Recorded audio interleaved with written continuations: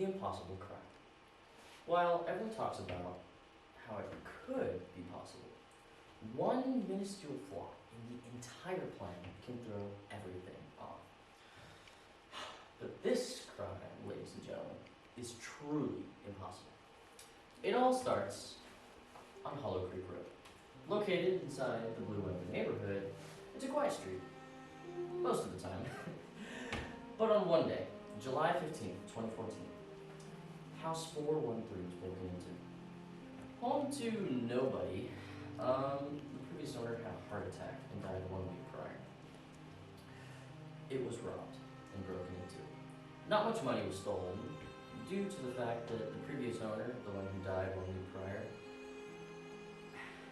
liked gambling away all of his money. The police did very little about this investigation. And why would they? I mean, so little money was stolen, and also they couldn't give it back. The guy was dead.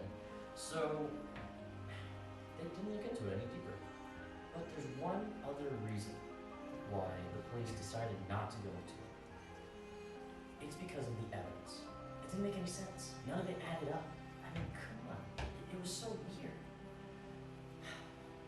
There were 3 witnesses that day. There was Nolan Mercer.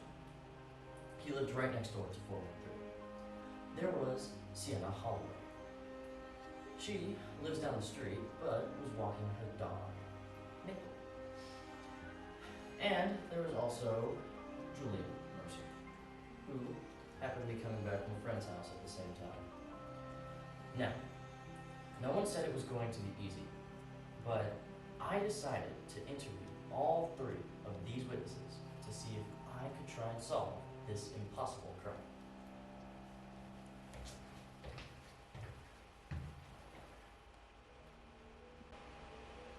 I remember it like it was yesterday. Remember it like it was yesterday. Like it was yesterday. It happened at 9:43. I would say around 9:40. I left my friend's house at about 9:30 and got home in around 10 minutes. So clearly, all of these people agree with each other. The crime happened at the same time, which means that it could have been separate crimes. Do you remember any crucial details? Yeah, I remember a blue car being parked in front of the house. There was a red car. I'm pretty sure it was a green car, I suppose. How could they all remember completely different cars at the same house? What made you go outside at that time? I only looked over because it sounded like something broke. But it didn't look like anything was broken. There was a loud shatter in the house, and there was a bunch of glass on the front lawn. I only remember seeing the door wide open. The door was still shut, so somebody must have broken in. They all claim to have heard something being broken, but they don't correlate to each other. There was an ugly garden gnome on the front porch. Well, like I said, it was on the front lawn. I think it was next to a garden gnome. The door that I had at the garden though was too far from it. They all remember a small little garden gnome, which was still there years later. And I got some more news. The window, or a window, was broken behind the house where none of them could see it. Nothing checks out. But maybe the biggest mystery of them all: who committed the crime? I think a man was walking out of the house. I remember a man leaving the house. There was a man outside the house. He was a tall guy. He had big ears and a thick nose. He was skinny, he had thin hair and blonde eyes. His hair was swooped to the side. He had a faint mustache and a ponytail.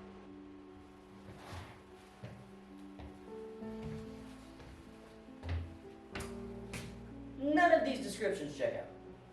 None. That's why the police arrested nobody. There was no clear evidence that they could go off of, so they just shut down the case and called it a day. I mean, I guess it makes sense. Finding the suspects didn't benefit anyone. The person who got robbed happened to be, well, not alive anymore, so it just didn't make sense to continue on. But it still gives us the question: how this crime makes any sense, and how could it have taken place?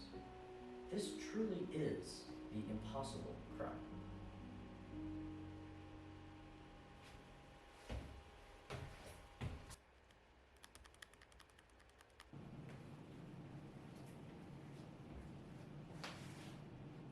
the impossible crime.